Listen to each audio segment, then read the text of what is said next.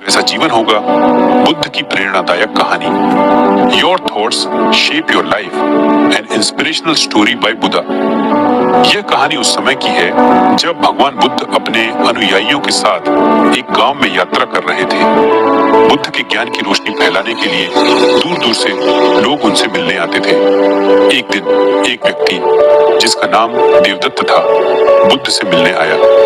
देवदत्त एक गरीब किसान था जो अपनी स्थिति से बेहद निराश था। वह हमेशा शिकायत करता रहता था कि उसका जीवन कठिन है और उसमें कोई सुख नहीं है। देवदत्त ने बुद्ध से कहा, भगवान, मेरा जीवन बहुत कठिन है। मैं दिन रात मेहनत करता हूँ लेकिन फिर भी मुझे कोई सुख नहीं मिलता। मैं हमेशा दुखी रहता हूँ। क्या आप मुझे बता सकते हैं कि मेरा जीवन इतना दुखी क्यों है? बुद्ध ने देवदत्त को ध्यान से सुना और फिर मुस्कुराते हुए बोले, देवदत्त, तुम्हारा जीवन तुम्हारी सोच का प्रतिबिंब है। जैसा तुम सोचते हो वैसा ही तुम्हारा जीवन बन जाता है। अगर तुम अपनी सोच को बदल सको तो तुम्हारा जीवन भी बदल सकता है। देवदत्त ने बुद्ध की बात को पूरी तरह से समझ नहीं पाया और उसने पूछा, भगवान, क्या आप मुझे इसका कोई उदाहरण दे सकते हैं? बुद्ध ने एक गहरी सांस ली और फिर एक कहानी सुनाना शुरू किया। बहुत समय पहले एक गांव में दो दोस्त रहते थे, राम और श्याम। दोनों एक ही जैसे काम करते थे और दोनों की आर्थिक स्थिति भी लगभग समान थी, लेकिन उनके जीवन में एक बड़ा अंतर था, उनकी सोच। राम हमेशा सकारात्मक सोचता था। वह हर स्थिति में कुछ अच्छा देखने की कोशिश करता था। अगर उसे कठिनाइयां आती थीं, तो वह उन्हें सीखने का मौका मानता था। वह हमेशा दूसरों की मदद करता और अपने जीवन में खुश रहता। दूसरी तरफ श्याम हमेशा नकारात्मक सोचता था। वह हर स्थिति में कुछ न कुछ बुरा ही देखता था। अगर उसे कठिनाइयां आती थीं, तो वह उन्हें अपने जीवन की सबसे बड़ी समस्या मानता था। वह हमेशा दूसरों से शिकायत करता और अपने जीवन में दुखी रहता।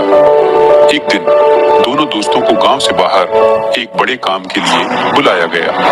रास्ते में उन्हें एक बड़ा पत्थर दिखाई दिया। राम ने उस पत्थर को देखा और सोचा, यह पत्थर मेरे रास्ते में आ सकता है, लेकिन अगर मैं इसे हटा दूं, तो मेरा रास्ता साफ हो जाएगा। श्याम ने भी उसी पत्थर को देखा और सोचा, यह पत्थर मेरे रास्ते में आ गया है, अब मुझे इसे हटाने में बहुत मेहनत करनी पड़ेगी। राम ने पत्थर को हटाने का प्रयास किया और उसे सफलता मिली। उसने अपने रास्ते को साफ कर लिया और अपनी मंजिल की ओर बढ़ गया। श्याम ने पत्थर को हटाने की कोशिश भी नहीं की और वहीं बैठकर शिकायत करने लगा। राम की सकारात्मक सोच ने उसे मंजिल तक पहुंचा दिया, जबकि श्याम की नकारात्मक सोच ने उसे वहीं रोक दिया। जैसा उन्होंने सोचा वैसा ही उनका जीवन बना। बुद्ध ने कहानी खत्म करने के बाद देवदत्त की ओर देखा और कहा, देवदत्त, तुम्हारी सोच ही तुम्हारे जीवन को बनाती है। अगर तुम अपनी सोच को सकारात्मक बनाओगे तो तुम्हारा जीवन भी सकारात्मक हो जाएगा। देवदत्त ने बुद्ध की बात को ध्यान से सुना और समझा। उसने अपने जीवन में बदलाव लाने का संकल्प लिया। उसने अपनी सोच को सकारात्मक बनाना शुरू किया। धीरे धीरे उसने देखा कि उसकी जिंदगी में बदलाव आना शुरू हो गया है। उसकी मेहनत फल देने लगी और वह खुश रहने लगा।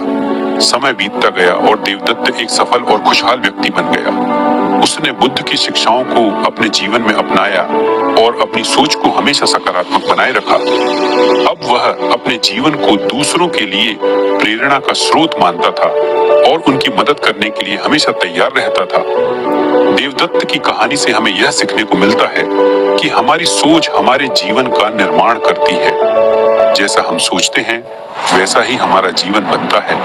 अगर हम सकारात्मक सोचते हैं तो हमारा जीवन भी सकारात्मक हो जाता है। हमें अपने विचारों को हमेशा सकारात्मक और आशावादी बनाना चाहिए ताकि हम अपने जीवन को खुशहाल और सफल बना सकें। भगवान बुद्ध की यह शिक्षा हमें यह सिखाती है कि हमारे विचार हमारी वास्तविकता को आकार देते हैं। अगर हम अपनी सोच को बदल सकते हैं तो हम अपने जीवन को भी बदल सकते हैं। इसलिए हमेशा सकारात्मक सोचें और अपने जीवन को सुंदर और सफल बनाएं। ऐसी ही और मोटिवेशनल कहानी के लिए हमें सब्सक्राइब करें और हमारे वीडियो को शेयर करें। धन्यवाद।